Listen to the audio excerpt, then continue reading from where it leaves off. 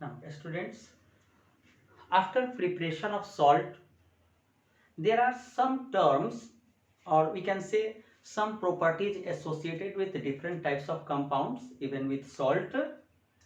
The first part in it is crystal and water of crystallization. Water of crystallization. Now, crystal is a solid substance having definite arrangement of molecules or particles and many plane surfaces meeting at sharp edges. So there are many sharp edges meeting together at plane surfaces meeting at sharp edges and having definite arrangement of particles.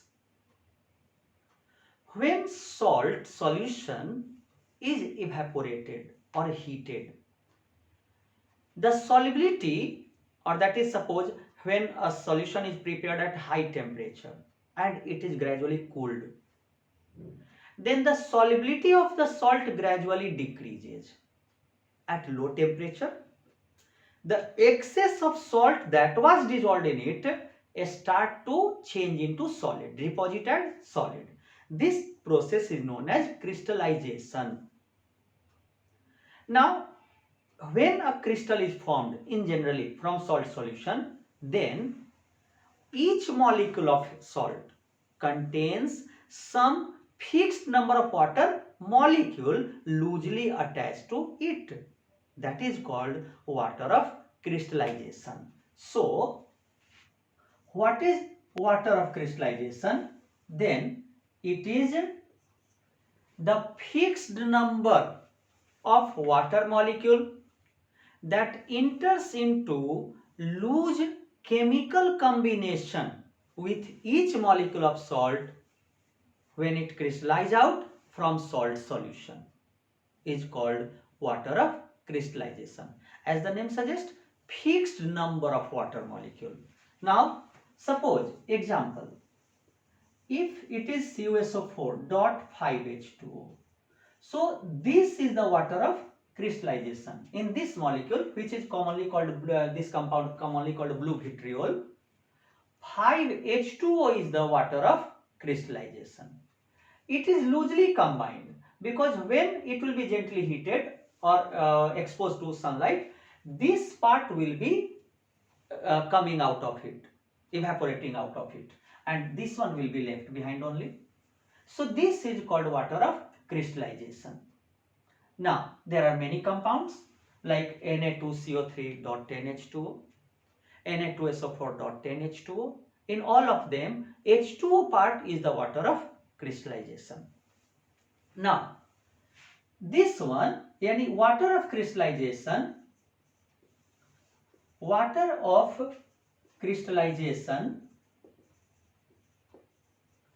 is responsible for crystalline nature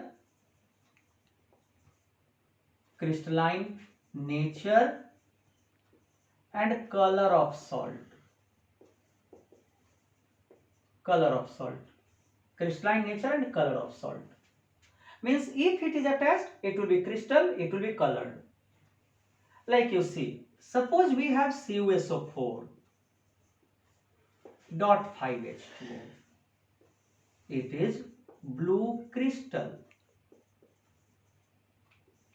But when it is heated, it will change into CuSO4 plus 5H2O. This will be white amorphous powder. And when again water is added, it will change to crystal. Suppose we perform an experiment by taking crystal of copper sulfate here. Now with the help of tongue we can hold it. When it is heated, this was blue crystal, gradually you will see that some vapor is coming out and the colorless droplets are sticking on its cooler part. At the end, here there will be only white powder. And when this liquid has to be tested, then we take dry blue cobalt chloride paper. When the drop is added to blue cobalt chloride paper, it will turn to pink, indicating that it is water. So, this compound contains water of crystallization. When a salt contains crystal, it is called hydrated salt. And when it loses its water of crystallization, it is called anhydrous. So, when we have to say anhydrous, means without water of crystallization. So, this was crystal and water of crystallization. The second point related to it is efflorescence. Efflorescence.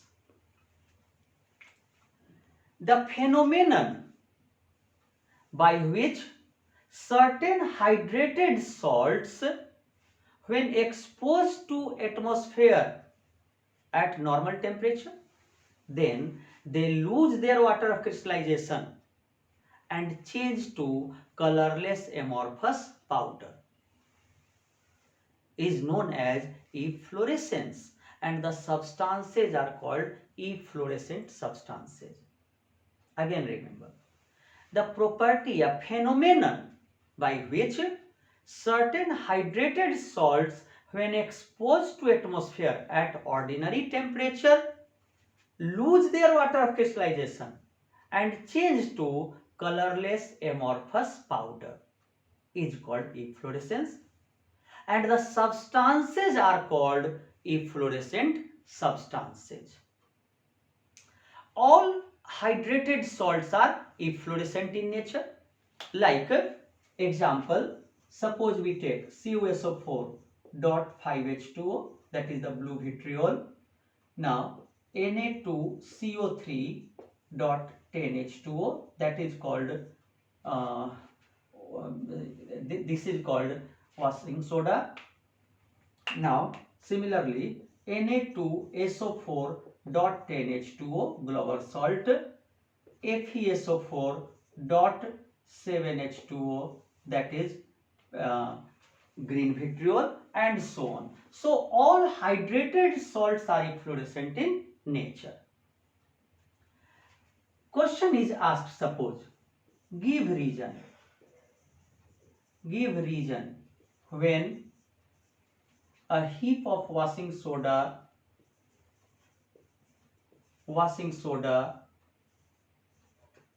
is exposed to air, then a thin film of white powder is formed on the surface. Now, as soon as we see here washing soda, it is washing soda is yellow in color, light yellowish in color. So it turns to white amorphous powder when exposed to air. So the first statement of answer will be that it is an efflorescent substance. First line should be written. You will get 1 marks for it and another marks for reasoning. So when exposed to air, it loses water of crystallization and changes to white amorphous powder. Like when we take Na2CO3.10H2O. So here 10H2O is the water of crystallization. When exposed to dry air, it changes to Na2CO3.H2O plus 9H2O. Now this was yellow crystal. This is white powder. So this was about the efflorescence. The question is asked that give the favorable condition for efflorescence to take place? First, high atmospheric temperature will favor evaporation of water, and second, low humidity. That is, if the vapor pressure of atmosphere air will be lower than that of the salt, the water will be evaporated. The next part of it, next topic is deliquescence. Deliquescence is opposite to efflorescence. ये कैसे होगा? तो deliquescence, efflorescence में it was losing water of crystallization, and in deliquescence it will absorb moisture from atmosphere and get dissolved in it, forming saturated solution. So the property, the phenomenon due to which some substances when exposed to air at ordinary temperature absorb moisture and dissolve in it, forming saturated solution, is called deliquescence, and the substances are called deliquescent substances. Now, means after absorbing the moisture, the substance will become wet. Condition will be opposite to it because the moisture has to be absorbed. So low atmospheric pressure and high humidity will favor deliquescence. The examples are caustic alkalis like KOH, NaOH. Now similarly ferric chloride, magnesium chloride, calcium chloride, and so on. These are the deliquescent substances. The question is asked, first, these substances, yani caustic alkalis or ferric chloride are kept in airtight bottle. Airtight bottles, give reason. Now the question is asked here, that is, in this part you see that first answer, they have to kept in airtight bottle, that they are deliquescent substances. So when they are kept open, bottle is kept open, they absorb moisture from air and dissolve, hence become wet. So they are kept in airtight bottles. The second question, common salt obtained from seawater, often turns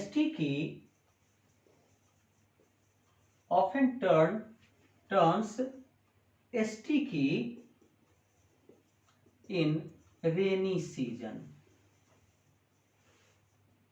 Again give reason. Now we have not used common salt, sodium chloride, in this list. Then what will happen? Then it contains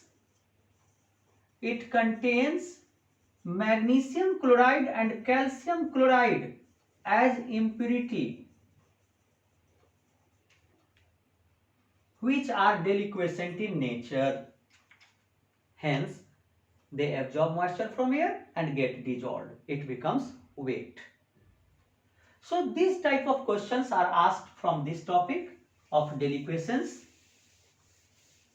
The next term related to the salts or substance compounds is hygroscopy. Hygroscopy is similar to deliquescence, but the one major difference is that in deliquescence the substance absorbs water and dissolves in it, becomes wet. But here the substances absorb moisture from air or surrounding without dissolving in it.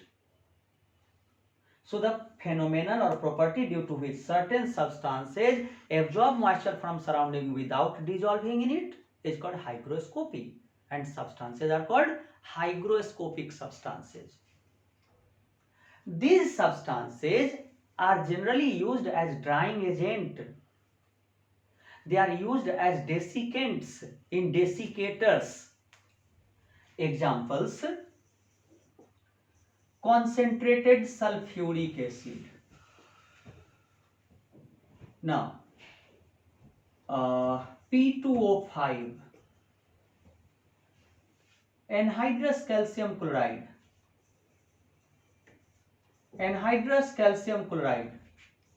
calcium oxide, silica gel, etc. Now, you have often seen silica gel. It is a small greenish bluish crystalline substance which is kept in a small sachet in your leather goods. When you purchase flask or electronic goods, then in the packet you will find a small sachet in which some particles are placed, kept. Actually, this is silica gel. It is the drying agent. It keeps the internal environment dry such that your substance should not be damaged. Now, next point is drying agent and dehydrating agent. Drying and dehydrating agent. Now, drying agent. Drying agent absorbs moisture, water molecule present in the surrounding. Like all the hygroscopic substances were drying agents. But what is difference from dehydrating? It does not absorb water molecule, but the substance which removes chemically combined elements of water, that is hydrogen and oxygen present in a compound in the ratio of 2:1, or that is as H2O, is called dehydrating agent. Again, remember, it is not removing water molecule directly. The substance which removes chemically combined elements of water, that is hydrogen and oxygen present in a compound, molecule of compound, in the ratio of 2:1, or as H2O, is called dehydrating agent. Example is concentrated sulfuric acid. So, concentrated sulfuric acid is drying agent as well as dehydrating agent. So, now students, this is all about your acid, base and salt chapter. If you will study each part of the video related to this chapter and go through the exercise book exercise, then you will be able to answer them, and I think it will be quite clear to you. And if you learn it, other chapters will also be learnt by you. It will be easier to you. Thanks.